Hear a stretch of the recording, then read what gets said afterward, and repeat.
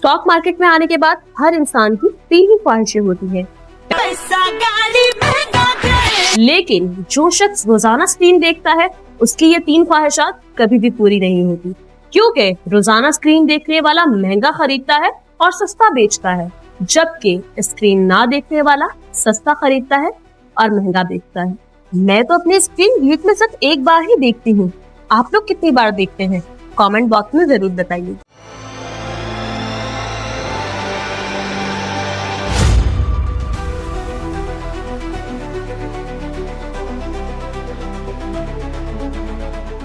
अस्सलाम वालेकुम, मैं हूं नादिया अनवर और आप देख रहे हैं Pakistan share market updates.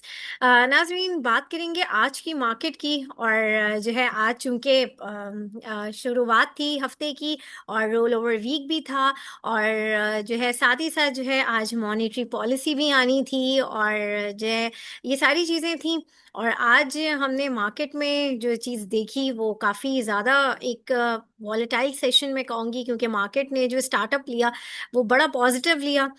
Market ने जो है एक ज़बरदस्त हाई जो है क्रिएट किया, यानी कि 1 लाख यानी कि 1,91,000, जी हाँ, वहाँ तक जो है कि मार्केट गई है। देन उसके बाद फिर हमने देखा कि मार्केट में थोड़ा-सा प्रेशर फ़ील हुआ और जो है मार्केट में जो है थोड़ी-सी हम ये कह सकते हैं कि प्रॉफ़िट टेकिंग आ गई।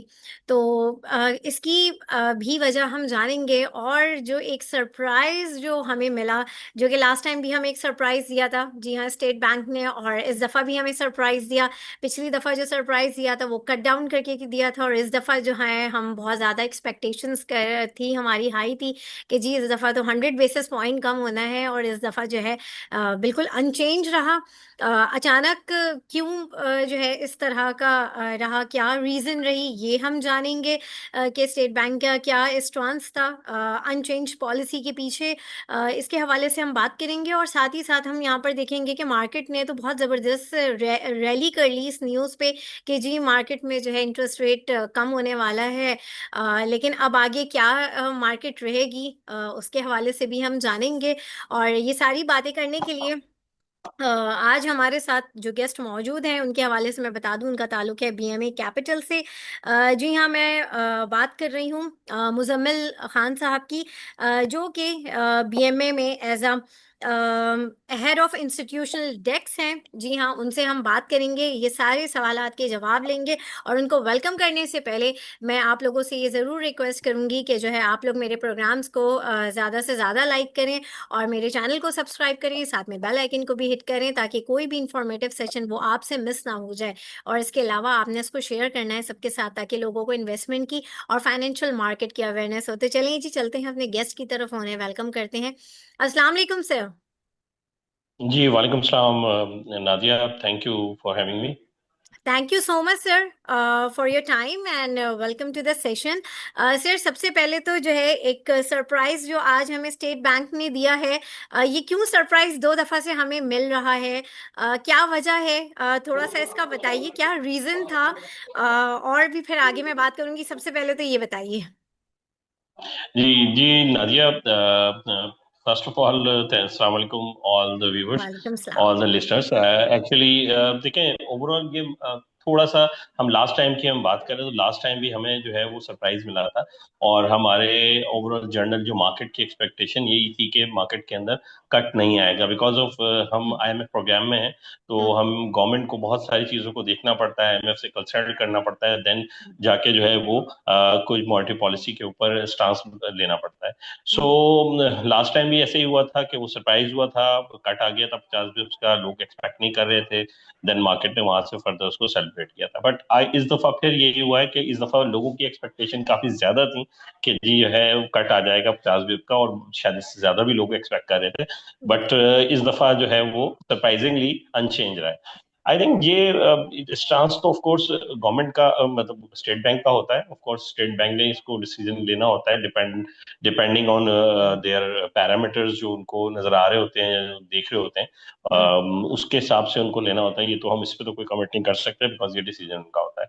बट हमारे लिए मार्केट के लिए थोड़ा सा मुझे लगता है कि ये इनिशियली थोड़ा सा नेगेटिव हो सकता है। मतलब बहुत ज्यादा नेगेटिव मैं नहीं समझता कि होगा मार्केट में, बिकॉज इसमें जो साथ साथ एक इंटरेस्टिंग चीज ये हुई है कि जो है CRR requirement, cash reserve requirement जो है वो स्टेट बैंक ने 1% से कम कर दिया। तो ये फॉर बैंक्स के लिए ये थोड़ा सा पॉजिटिव हो जाता है। बैंकों के पास एडिशनल लिक्विडिटी आ जाएगी 1% की, तो वो लैंडिंग उनकी जो है वो थोड़ा सा लैंडिंग में उनका जो है वो प्रॉफिटेबिलिटी में बेहतरी आ जाती है इन जनरल। सो तो इम्पोर्टेंट चीज ये है कि अगर अनचेंज रहा है तो वहाँ कैश रिजर्व रिक्वायरमेंट जो है वो थोड़ी सी जो है वो कम कर दी है, तो वो एक पॉजिटिव ट्रिगर भी हो सकता है जो कि स्पेशली बैंक्स हो सकता है। तो मार्केट इसको मुझे लगता है कि थोड़ा सा जर्नली वो इनिशियल लेवल पे नेगेटिव रहेगी, और साइक्लिकल सेक्टर जिसमें सीमेंट्स वगैरह और स्टील वगैरह हम्म। और दूसरे ऑटोज वगैरह में नेगेटिविटी थोड़ी सी हमें देखी जा सकती है। बट मार्केट में जनरली मैं आपको बताऊं, इसको अगर लॉन्ग टर्म में आप देखेंगे तो ये पॉजिटिव है, क्योंकि गवर्नमेंट अपने तमाम चीजों को देखते हुए डिसीजन ले रही है, या स्टेट बैंक अपने तमाम पैरामीटर्स को देखते हुए डिसीजन ले रहा है। तो I think in long term view अगर हम देखें तो ये पॉजिटिव है, मुझे इसमें कोई बहुत ज्यादा कोई नेगेटिव चीज नहीं लगती। ठीक है, बट शॉर्ट टर्म में एक सेंटिमेंट वाइज जो हो सकता है, बिकॉज लोग बेसिकली एक्सपेक्टेशन बना के बैठे हुए थे कि 50 का कटा जाएगा, तो हम्म। मार्केट ने उसको एक्चुअली डिस्काउंट भी किया हुआ था इसको। तो वो एक थोड़ा बहुत हमें एक इनिशियली आ सकता है, बट नीचे जाके चीजें अगर आती हैं तो हमें लेना चाहिए, और कोई घबराने की बात नहीं है बहुत ज्यादा, क्योंकि फंडामेंटल हमारे इंटैक्ट है। मैक्रोज में हमारे कोई मसला नहीं है, चीजें बेहतर हो रही हैं, सर्कुलर डेट की पेमेंट गवर्नमेंट कर रही है, गैस प्लान की तरफ गवर्नमेंट जा रही है, चीजें जो हैं वो बेहतर है। फिर हमारा इंटरनेशनली जो जिस तरीके से कॉन्ट्रैक्ट हो रहे हैं, अब हमारी एक बहुत बड़ी डेवलपमेंट हमारी चाइना के साथ एग्रीकल्चर में MOU साइन हो गए हैं काफी ज्यादा, कुछ $10 बिलियन के। वहां हम्म। हम देखेंगे कि एक्टिविटी शुरू हो जाएगी। वहां जाके हम एग्रीकल्चर में हम, because we are actually agriculture land so country, so हम वहां हम देखेंगे कि काफी ज्यादा हमें सपोर्ट वहाँ चाइना की तरफ से मिल जाएगी। तो हमारे लोकल सेक्टर में भी यकीनन जब एक इन्वेस्टमेंट्स हमारी MOU साइन होंगे, टेक्नोलॉजी शिफ्ट होगा, बिकॉज हम एग्रीकल्चर में काफी पीछे हैं, तो अगर वहाँ काम होता है और तो हमारी लोकल कंपनीज को भी उससे काफी ज्यादा फायदा होगा। तो जनरली इसको आप पॉजिटिव लें, नेगेटिव मेरे ख्याल से ज्यादा नहीं लेना चाहिए। थोड़ा बहुत नीचे चीजें आए तो लेके बाय करना चाहिए अच्छे स्टॉक से। नहीं सर, वो थैंक सिंगल यू। डिजिट का एक माइंडसेट बना हुआ था, अचानक से है तो वो थोड़ा सा डाइजेस्ट होने में भी टाइम लगेगा। और सर अभी यस। जैसे जनवरी में हमने कभी नहीं देखा कि साल शुरू होता है तो वो इतना एक इतनी जबरदस्त रैली कि मैं ये समझती हूँ कि 14,500 से भी ज्यादा जो है इंडेक्स ने इस एक मंथ में किया है। और जो लोग एक्सपेक्ट कर रहे थे कि जी 2 लाख तो अभी जाके कहीं जून वून में होगा, 2 लाख इंडेक्स जाएगा, बट अभी जो सिनेरियो लग रहा है, जो नजर आ रहा है, वो तो यही लग रहा है कि बस ये अभी फरवरी तक शायद ये 2 लाख तक ये पहुंच जाएगा इंडेक्स। तो इस पे क्या आप कहेंगे? आई थिंक देखिए नादिया, मार्केट के इंडेक्स को अगर हम देखें तो यकीनन मार्केट ने माशाल्लाह आज भी अगर आप देखें इंडेक्स ने 1,91,000 का हाई दिखाया है मार्केट में, और देन वो मार्केट 88,587 पे जाके नेगेटिव क्लोज हुई है। बट आई थिंक ये इंडेक्स को थोड़ा सा मैं समझता हूँ कि आप इसको वो बेंचमार्क तो है ऑफ कोर्स, बट उसको उस तरीके से ना देखें, बिकॉज बहुत सारे आप जो फैक्टर एक मार्केट के अंदर आ गया है कि जो वेटेज है वो स्टॉक्स की काफी ज्यादा हो गई है। जिस तरह हम्म। FFC की वेटेज मार्केट में काफी ज्यादा है, इन बैंक्स में अगर चले जाएं या ऑयल एंड गैस में चले जाएं हम्म। स्टॉक, तो उनकी वेटेज बहुत ज्यादा है। अगर एक ही स्टॉक परफॉर्म करता है, हबको है, तो एक स्टॉक अगर परफॉर्म करता है तो इंडेक्स तो बढ़ना शुरू हो जाता है। अगर अगर हम राइट। 2 दिन में देखें तो लास्ट वीक की हम बात कर लें खाली, तो FFC ने कोई 1900 पॉइंट्स का इंडेक्स के अंदर इजाफा किया था, राइट। और बिल्कुल। एंग्लो एच की हम बात करें तो उसने कोई 800 850 पॉइंट्स का इजाफा किया है। सो 2 3 4 5 स्टॉक्स को अगर देख ले तो वो इंडेक्स को काफी पुश कर जाते हैं। तो इंडेक्स तो मैं समझता हूँ कि थोड़ा सा उसको अगर स्टॉक वाइज अगर आप देखें तो चीजें स्टिल अभी भी फंडामेंटली काफी और मौजूद हैं, जिनमें वैल्यू भी नजर आ रही है, और स्टॉक्स काफी हैं जो वैल्यू वाइज भी अच्छे हैं। तो आई थिंक उसको इस तरीके से देखें। तो बाकी इंडेक्स तो मेरे ख्याल से थोड़ा बहुत ऊपर नीचे होगा, बट स्टॉक वाइज अगर आप फोकस करें, सेक्टर वाइज फोकस करेंगे, तो मुझे लगता है कि मार्केट में वैल्यू आपको नजर आएगी। सही। और सर आज रिजल्ट आया है, मारी एनर्जीज का रिजल्ट आया है, उसके हवाले से उन्होंने काफी अच्छा डिविडेंड दिया है, लेकिन उनकी अर्निंग थोड़ी सी कम है। उसके ऊपर क्या कहेंगे? और साजगार के ऊपर जो है, आज साजगार ने भी एक बहुत अच्छा जो है परफॉर्म किया है। थोड़ा सा क्या कहेंगे इसके हवाले से? जी देखें, मैं बिल्कुल इसमें मारी का रिजल्ट बहुत अहम कंपनी मारी भी मार्केट की, और काफी हम्म। मार्केट का भी मार्केट में कंट्रीब्यूशन होता है नंबर्स में और इसमें इंडेक्स के अंदर। तो मारी का रिजल्ट अगर आप देखें तो जनरली मार्केट में लोगों की एक्सपेक्टेशन थोड़ी सी ज्यादा थी रिजल्ट की, 12 साढ़े 12 अर्निंग्स और 10 रुपए का डिविडेंड लोग एक्सपेक्ट कर रहे थे मार्केट के अंदर। वो डिविडेंड भी थोड़ा सा कम आया है और अर्निंग भी थोड़ी सी कम आई है। बट आई थिंक इसलिए थोड़ा सा मुझे लग रहा है कि लोगों ने इसमें प्रॉफिट टेकिंग हमें नजर आई है। बट इसमें कोई ज्यादा प्रॉब्लम नहीं नजर आती, ये तो मतलब थोड़ी बहुत ऊपर नीचे हो जाती है earning. But in long term अगर हम व्यू देखें तो मारी का व्यू जो है वो पॉजिटिव ही रखना चाहिए और डेप के पर मारी को लेकर काम करना चाहिए। सेकेंडली मुझे साजगार की आपने बात की। साजगार में बेसिकली आपको पता है कि एक नई प्रोडक्ट, नई गाड़ी लॉन्च की है, टैंक 500। आई थिंक काफी वैल्यू प्राइस वाइज अगर देखें तो काफी सस्ती है कंपैरेटिवली जो उसके अदर पेयर्स हैं, जापानीज पेयर्स हैं, जो इंपोर्टेड गाड़ी हैं उसके मुकाबले में काफी सस्ती है ये गाड़ी। तो लोग एक्सपेक्ट कर रहे हैं कि इसकी जो डिमांड है वो काफी ज्यादा रहेगी और मार्केट के अंदर बातें भी हो रही हैं कि जी अभी अनऑफिशियली जो बुकिंग के नंबर्स हैं वो काफी आउटस्टैंडिंग हो गए हैं मार्केट के। अब तक जो है वो आ गए हैं नंबर जो मार्केट के अंदर रूमर्स चल रही हैं, कुछ 1800 2000 के नंबर्स आ रहे हैं कि इतनी बुकिंग इसकी अब तक हो गई है। सो आई थिंक जिस तरीके से नंबर्स आ रहे हैं मुझे लग रहा है आगे जाके जो नंबर्स हैं ये कंटिन्यू करेंगे तो उसकी वजह से हमें नजर आ रहा है कि इसकी अर्निंग्स में ऑफ कोर्स इम्पैक्ट आएगा। तो साजगार जो है इसलिए भी परफॉर्म कर रहा है और आगे इस तरह परफॉर्म करता रहेगा अगर इस तरह नंबर्स आते रहेंगे। ओके, ग्रेट, बिल्कुल। अच्छा, हमारे साथ कुछ पार्टिसिपेंट्स हैं, उनके हम क्विकली से जो है क्वेश्चंस ले लेते हैं। जी अहमद बिलाल, अपना सवाल कीजिए। जी अस्सलाम वालेकुम, बहुत शुक्रिया मिस वालेकुम सलाम। नादिया आपका। अच्छा, पहले नंबर पे तो ये चीज़ मैं आपको बताऊंगा, जो कि मैं बैंकिंग इंडस्ट्री से हूँ। तो ये जो सिंगल डिजिट पे इंटरेस्ट रेट का ना आना भी मार्केट की फेवर में है, क्योंकि जब ये सिंगल डिजिट पे चला जाएगा तो आपका बुल रन जो है वो मुतासर होना शुरू हो जाएगा। और दूसरा ये है कि मुझे FNAL का ज़रा पता करना है कि उसका वो क्या फ्यूचर पर्सपेक्टिव नज़र आ रहा है। Thank you. यार अस्सलाम वालेकुम जी। यार एक्चुअली देखें एफएनएल की जहां तक हम बात करें, इसकी जो डेवलपमेंट्स चल रही थी कि फार्मा के कंपनी को एक्विजिशन की थी और ये सब चीजें की, आई थिंक वो उसकी जो जब तक डेवलपमेंट्स कंप्लीट नहीं हो जाती है, प्रोसेस कंप्लीट नहीं हो जाता, मुझे लग रहा है उस वक्त तक नंबर्स में तो ये चीज रिफ्लेक्ट नहीं होगी। तो मार्केट आपको पता है थोड़ा सा फॉरवर्ड लुकिंग होती है, तो मार्केट ने उसको पहले से ही डिस्काउंटेड कर दिया था और प्राइसेस वगैरह काफी बढ़ गए थे। तो मुझे लग रहा है कि किसी जगह पे हो, जब तक न्यूज़ और आना शुरू होती हैं या आती हैं इसकी, तो उस वक्त तक होल्ड कर ले। वैसे फंडामेंटली तो मैं आपको इस पे कोई जस्टिफिकेशन नहीं दे सकता, बिकॉज नंबर्स इसके कोई इतने ज्यादा अभी नजर नहीं आएंगे और आने वाले दिनों में भी जब तक मर्जर इसका या एक्विजिशन नहीं हो जाती उसके बाद ही पता चलेगा नंबर्स का। सही। थैंक बहुत यू। शुक्रिया, थैंक यू। बहुत शुक्रिया जी। जी मुकीत, अपना सवाल कीजिए। अस्सलाम वालेकुम मुजम्मिल साहब। जी वालेकुम सलाम। अच्छा मुजम्मिल साहब, ये आजकल मैं देख रहा था, आप भी अगर सर्च करें ना तो यूट्यूब पे काफी सारी न्यूज रिपोर्ट्स आ रही हैं कि बैंक ऑफ पंजाब में कोई अरबों रुपए का स्कैंडल आया है, जो पंजाब गवर्नमेंट ने आसान कारोबार स्कीम शुरू की थी उसमें। तो इस बारे में आपकी कोई इंफॉर्मेशन है? और दूसरा, मुझे NBP का बताइए, क्या इस लेवल पे लिया जा सकता है? ये दो सवाल है प्लीज। जी वकील साहब अस्सलाम वालेकुम जी। बिल्कुल देखें, हाँ बैंक ऑफ जी। पंजाब की आप सही कह रहे हैं, रूमर्स मार्केट में बहुत ज्यादा चल रही हैं। बट आई थिंक देखें जब तक बैंक्स के नंबर्स में ये चीज रिपोर्ट ना हो जाए उस वक्त तक तो ये कहना बड़ा मुश्किल होता है कि जी एग्जैक्टली ऐसा है भी या नहीं, क्योंकि अब लोग रूमर्स भी फैला रहे होते हैं और चीजें कहीं ना कहीं से इस तरह की चल भी रही होती हैं। तो आई थिंक ये इसके ऊपर अभी कोई व्यू देना या कोई पॉइंट आउट करना मुश्किल होता है। आई थिंक मुझे लगता है बैंक ओवरऑल अच्छा है, काफी अच्छी प्रॉफिटेबिलिटी में काफी इंप्रूवमेंट आई है, नंबर्स काफी अच्छे हैं, डिविडेंड्स देना शुरू कर दिया है बैंक ने। और आगे अब रिजल्ट है फाइनल के अंदर भी लोगों की अच्छी डिविडेंड की एक्सपेक्टेशन है। अगर डिविडेंड अच्छा दे देता है तो मुझे लग रहा है ये परफॉर्म कर जाएगा फिर। तो अगर डिप पे तो मिलता ये, है तो मिलता है। अच्छा ये बताइए कि ये बैंक जो है वो अपनी तरफ से कोई क्लैरिफिकेशन एज सच नहीं दे रहा, तो ये तो और ज्यादा सस्पिशियस हो जाता है मामला। देखें बिल्कुल ऐसा है, बैंक्स नॉर्मली कंपनीज या बैंक्स इस तरह की क्लेरिफिकेशन दे देते हैं, लेकिन हो सकता है कि ऐसी कोई चीज ना हो कि बैंक समझ रहा है कि इसमें कुछ ऐसी चीज नहीं है तो वो अभी तक क्लेरिफिकेशन नहीं दे रहा है, या हो सकता है आगे आने वाले दिनों में दे दे। ठीक है, क्योंकि आपको शायद कुछ ऐसा याद हो कि बैंक ऑफ पंजाब में एक वक्त पहले भी काफी बड़ा स्कैंडल हुआ था, जी जी और जी जी। उस वक्त ये बड़ा हाई प्राइस पे आपको पता है कि ट्रेड हो रहा था, तो फिर ये आई नो, एकदम से नीचे आई करके रिमेम्बर। नीचे आ गया।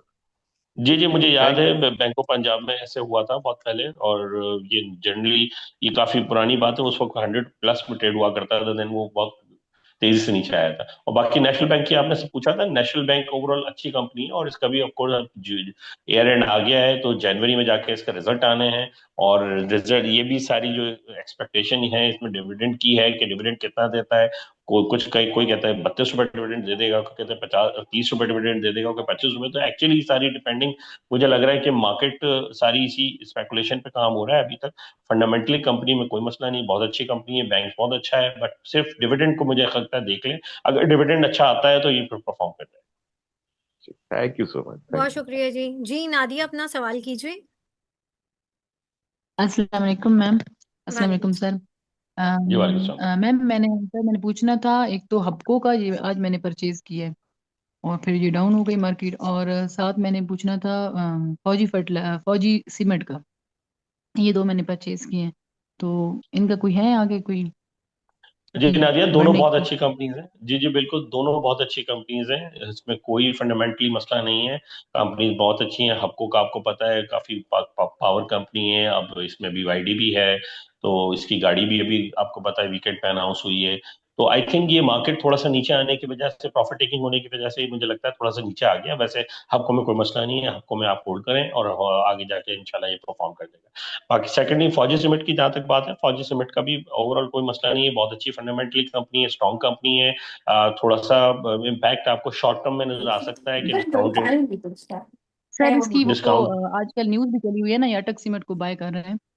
जी जी बिल्कुल बिल्कुल, वो अभी तक फाइनलाइज नहीं हुआ है, बट वो ड्यू डिलिजेंस चल रही है इनकी। वो अनाउंसमेंट जब जैसे ही आएगा तो ऑफ कोर्स इसके लिए पॉजिटिव होगा वो भी, क्योंकि तो पूरा सर फिर ग्रुप मैं ही अब तो लॉन्ग टर्म बात के लिए होगी। रख लूँ, 1 मंथ के लिए? बिल्कुल लॉन्ग टर्म के लिए रखे हैं, बिल्कुल दोनों बहुत अच्छी कंपनीज हैं, लॉन्ग टर्म के लिए आप उसको होल्ड करें, इनमें कोई मसला नहीं। ठीक है, थैंक थैंक यू बहुत सर। शुक्रिया नादिया, बहुत शुक्रिया जी। उवैस अहमद, अपना सवाल कीजिए।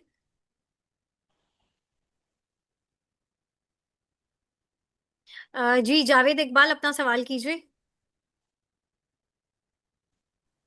जी अस्सलाम वालेकुम सर। ये मैं हेस्कोल के बारे में पूछना चाह रहा था कि इसका कब तक ये डिफॉल्टर सेगमेंट से बाहर आ सकता है, और इसके बारे में आपकी क्या राय है कि ये कैसा शेयर है? यार देखें बेसिकली जावेद साहब, ये कंपनी तो मैं समझता हूँ कि थोड़ा सा कोई रीस्ट्रक्चरिंग की इसमें बातें हो रही हैं, फर्दर कुछ इन्वेस्टमेंट्स इन्होंने की हैं, न्यू पंप्स बना रहे हैं, न्यू टेक्नोलॉजी पंप्स बना रहे हैं गवर्नमेंट के साथ मिलके। आई थिंक चीज़ें तो काफ़ी इसमें नज़र आ रही हैं, बट आई थिंक मुझे लग रहा है कि प्राइस थोड़ी सी ज़्यादा बढ़ गई है, सारी स्पेकुलेशन एक्टिविटी ज़्यादा हो गई है, स्पेकुलेटिव इसमें काफ़ी एक्टिविटी हो गई है ऑलरेडी। सो मुझे लगता है थोड़ा सा केयरफुल रहें इन रेट्स के ऊपर, अगर नीचे कहीं आए तो फिर देख लीजिए। ठीक है, बहुत शुक्रिया जावेद साहब जी। गुलाम रब्बानी साहब, अपना सवाल कीजिए।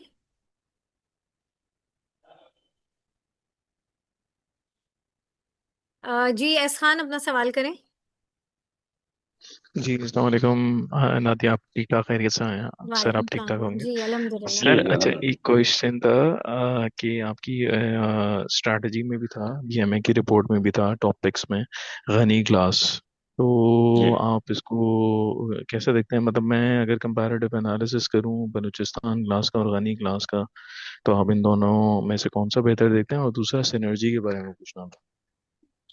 जी रबानी साहब, थैंक यू, आपने हमारी स्ट्रेटजी रिपोर्ट पढ़ी। आई थिंक आप बिल्कुल ठीक कर रहे हैं, रिपोर्ट्स को पढ़ना चाहिए, उसके बाद ही फैसला करना चाहिए। मार्केट में इधर उधर की जो चीज़ें आ रही होती हैं उससे ज़रा बच के रहना चाहिए। तो जनरली हम जहाँ तक बात है गनी ग्लास की, बिल्कुल फंडामेंटली अच्छी कंपनी है, काफ़ी स्ट्रॉन्ग कंपनी है। देखिए हमेशा ये होता है कि जब सीमेंट सेक्टर परफॉर्म करता है तो उसके बाद फिर इसकी जो या सीमेंट की डिमांड बढ़ती है, तो आपको पता है ये तमाम उससे रिलेटेड प्रोडक्ट्स का या जो दूसरी चीजें होती हैं उनके अंदर भी आपको एक कमर्शियल एक्टिविटीज नजर आती हैं, जिस तरह स्टील भी उसी से लिंक्ड होता है, ग्लास भी उसी से लिंक्ड होता है। अगर बिजनेस में एक्टिविटी स्टार्ट होती है तो वो कम कंस्ट्रक्शन से एक्टिविटी स्टार्ट होती है, तो बाकी चीजें भी स्टार्ट होती है। तो गनी ग्लास मुझे लगता है फंडामेंटली बहुत अच्छी कंपनी है, और ये अच्छे रेट्स के ऊपर इस वक्त ट्रेड हो रही है। इसमें अगर आप एक साल का व्यू बनाकर लें तो मुझे लगता है इसमें यहाँ से काफी अच्छा अपसाइड है। जिस तरह हमने अपनी टारगेट प्राइस में भी इसको, टारगेट हमारी रिपोर्ट में भी इसको ऐड किया है, और हमारी टारगेट प्राइस भी इसमें 50+ की है।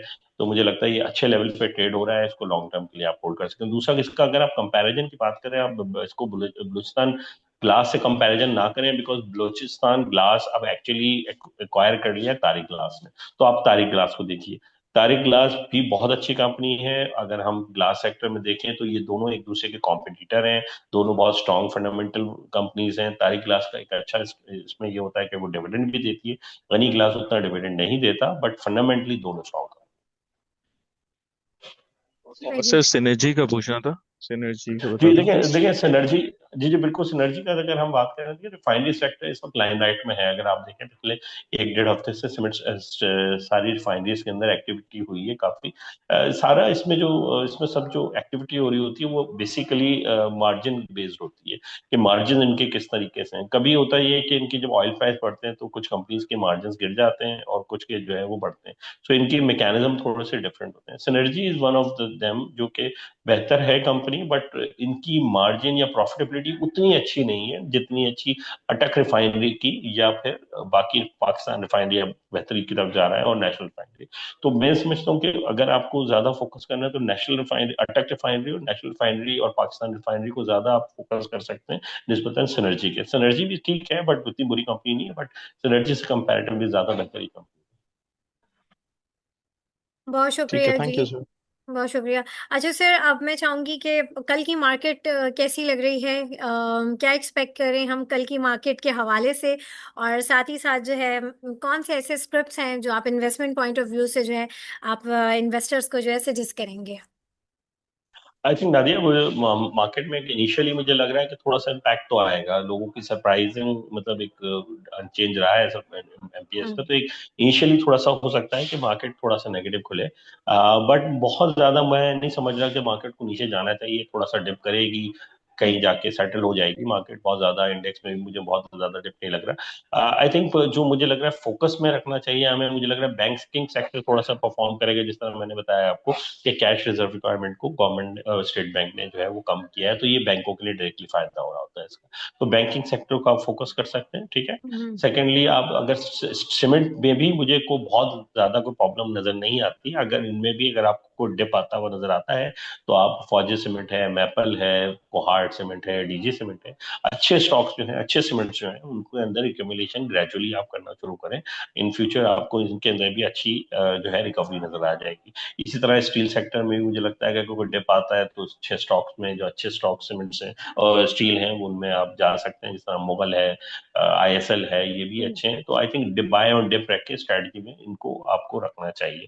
तो वैसे कुछ बहुत ज्यादा मार्केट में कोई फंडामेंटली तब्दीली नहीं आई है। एक सेंटिमेंट वाइज थोड़ा सा लगता है कि डिप आ सकता है, बट वो भी मुझे लग रहा है 1,84,000 तक अगर मार्केट जाती है तो वो भी मुझे लगता है मेजर सपोर्ट मार्केट के अंदर आ रही है। तो उससे नीचे से मार्केट को जाना नहीं चाहिए।